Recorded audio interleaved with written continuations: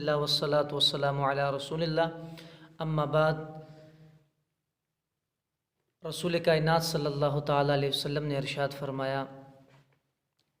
شعبان شہری و رمضان شہر اللہ۔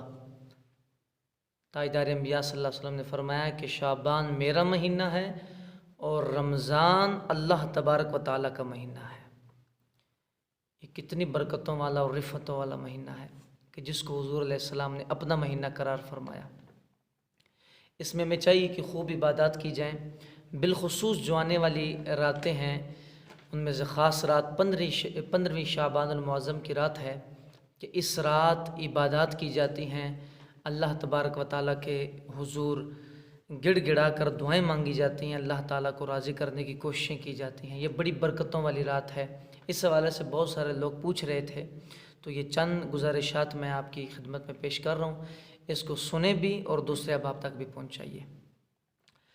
حضرت اماں عائشہ صدیقہ رضی اللہ تعالیٰ عنہا سے روایت ہے، وہ کہتی ہیں کہ رسول کائنات صلی اللہ علیہ وسلم نے ارشاد فرمایا کہ اللہ تبارک و تعالیٰ خاص طور پر 4 راتوں میں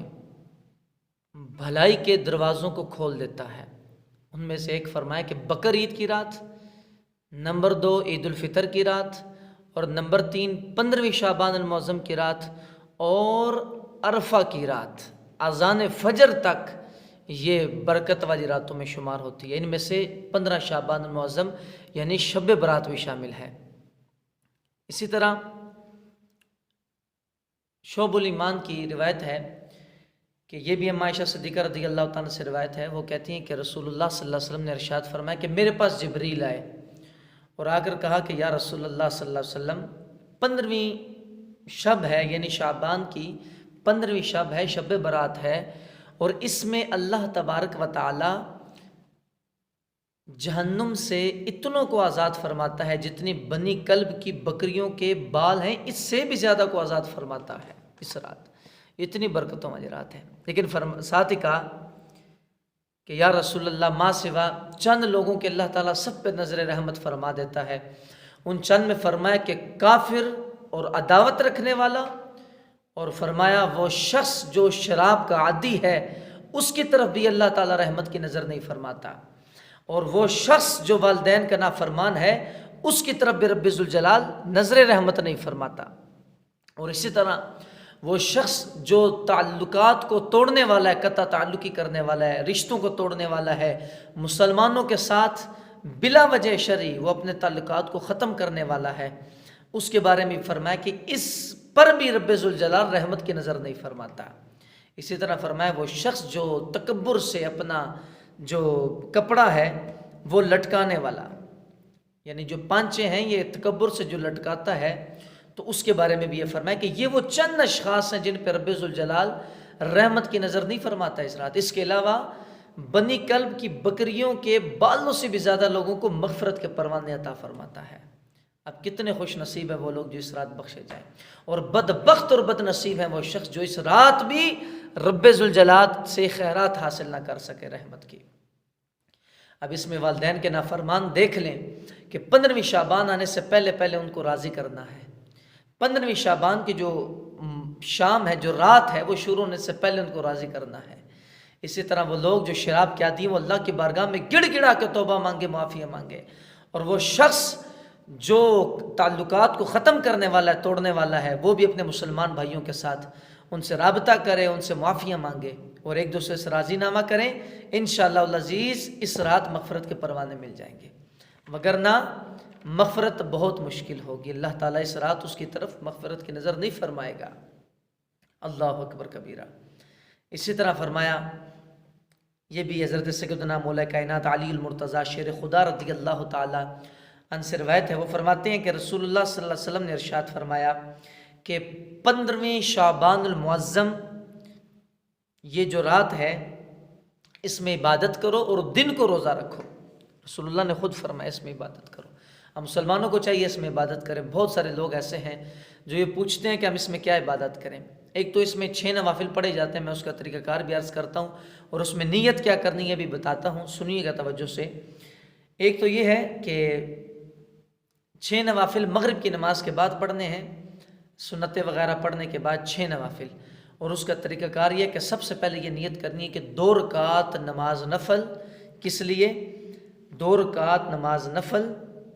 درازی عمر بالخیر کے لیے پڑھتا ہوں، یہ نیت کریں، اللہ اکبر۔ اور اس میں پھر اس کے بعد جو 2 رکعتیں پڑھیں گے اس میں یہ نیت کرنی ہے 2 رکعت نماز نفل، یا اللہ اس کی برکت سے، اس 2 رکعت نفل کی برکت سے بلاؤں سے میری حفاظت فرما، تو انشاءاللہ سارا سال بلاؤں سے حفاظت رہے گی۔ تیسرا 2 رکعت نماز نفل، اس میں نیت یہ کرنی ہے کہ یا اللہ اپنی ذات کے سوا غیر کی محتاجی سے بچانا، یا اللہ غیر کی محتاجی سے مجھے بچا لے یا اللہ۔ تو یہ 6 نفل ہیں، 2 کر کے پڑھنے ہیں، اور ہر 2 نفل کے بعد سورہ یاسین شریف 1 مرتبہ یا 21 مرتبہ سورۃ الاخلاص کی تلاوت کرنی ہے۔ اس میں یوں بھی ہو سکتا ہے کہ سورہ یاسین شریف بھی پڑھ لی جائے، سورہ اخلاص بھی پڑھ لی جائے، زیادہ بہتر ہے، وگرنہ ان میں سے کوئی ایک پڑھ لیں۔ اور اگر کئی لوگ اجتماعی طور پہ یہ نفل ادا کر رہے ہوں تو ان میں سے کوئی ایک شخص بھی ادا کرے گا تو انشاءاللہ ایک شخص بھی یہ سورۃ شریف پڑھے گا، باقی سن لیں انشاءاللہ، ان کو بھی اس کا ثواب مل جائے گا۔ تو یہ چند گزارشات جو بہت لازمی تھیں، اور انشاءاللہ العزیز اللہ تبارک و تعالی رحمت کی نظر فرمائے گا جو یہ عبادات کرے گا۔ اسی طرح یہ جو 15ویں شعبان کی رات ہے، مولا کائنات علی المرتضیٰ شیر خدا فرماتے ہیں کہ رسول اللہ صلی اللہ علیہ وسلم نے ارشاد فرمایا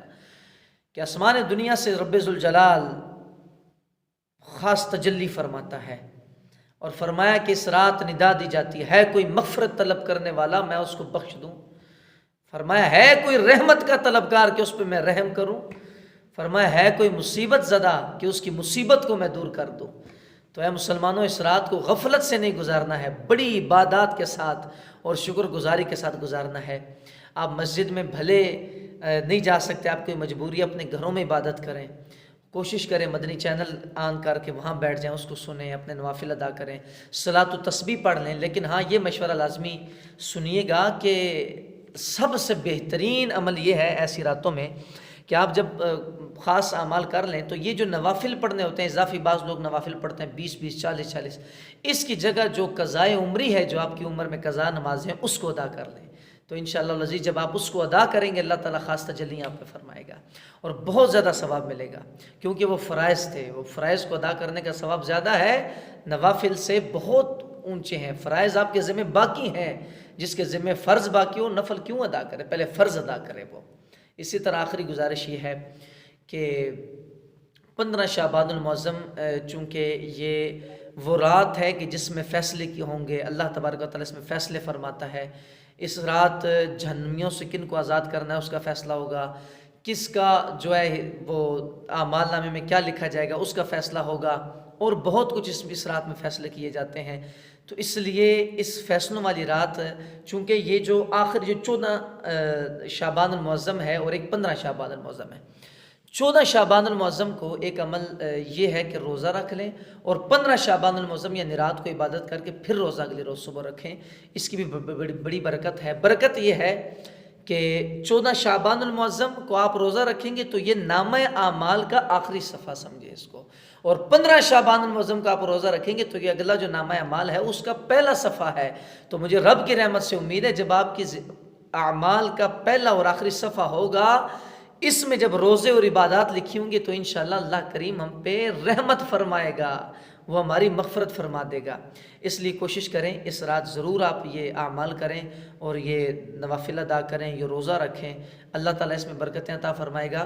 تو 14 کا اور 15 کا روزہ رکھنا ہے، 14 شعبان المعظم اور 15 شعبان المعظم کو، کہ اس رات نامہ اعمال جو پچھلا ہے وہ مکمل ہو جاتا ہے، پھر ایک نیا لکھا جاتا ہے۔ تو اللہ تعالیٰ سے دعا ہے ہم سب کو عمل کی توفیق عطا فرمائے، رب ذوالجلال ہم سب کی اس رات میں مغفرت فرمائے، آمین بجاہ نبی